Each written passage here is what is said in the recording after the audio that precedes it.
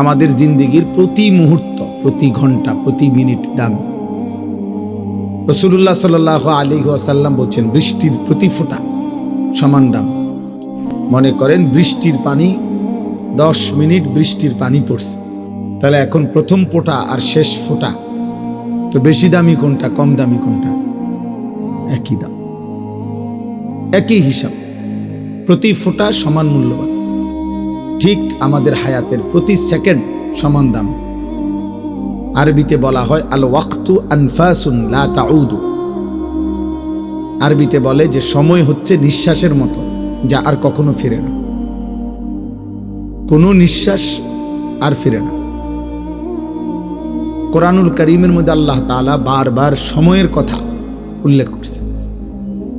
বিশেষ করে আল্লাহ বলেন, ওয়াহুয়াল্লাযী জাআলাল লাইলা ওয়ান নাহারা খিলফাতান লিমান আরাদা আন ইয়াযাক্কারা আও আরাদা শুকুরা।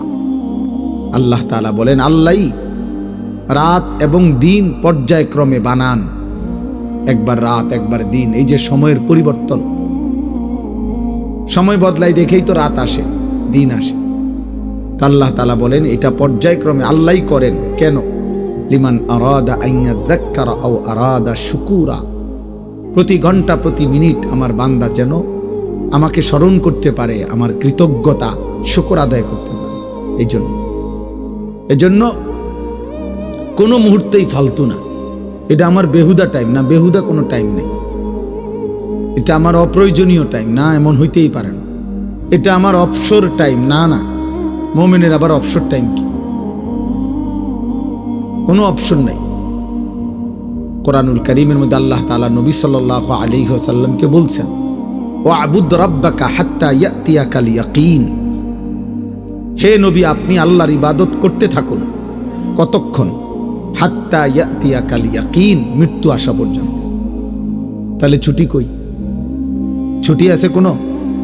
বিরতি দিছেন আল্লাহ? না, মৃত্যু পর্যন্ত আপনি আপনার রবের গোলামি করতে থাকুন। ছুটি নেই। মুমিনের কোনো ছুটি হয় না, ইমানদারের কোনো বিশ্রাম নেই। বাস্তব কথা এটা। হালাল দুনিয়ার প্রয়োজন পূরণ করা, এটাও তার দায়িত্ব। আখিরাতের জন্য পুঁজি সংগ্রহ করা, এটাও তার দায়িত্ব। ব্যবসা আমার ব্যস্ততারই অংশ, চাকরি আমার ব্যস্ততারই অংশ, বউ বাচ্চার সংসার আমার ব্যস্ততারই অংশ। সবটাই ঠিক আছে যদি আল্লাহ এবং তার রাসূলের সিদ্ধান্ত মোতাবেক হয়।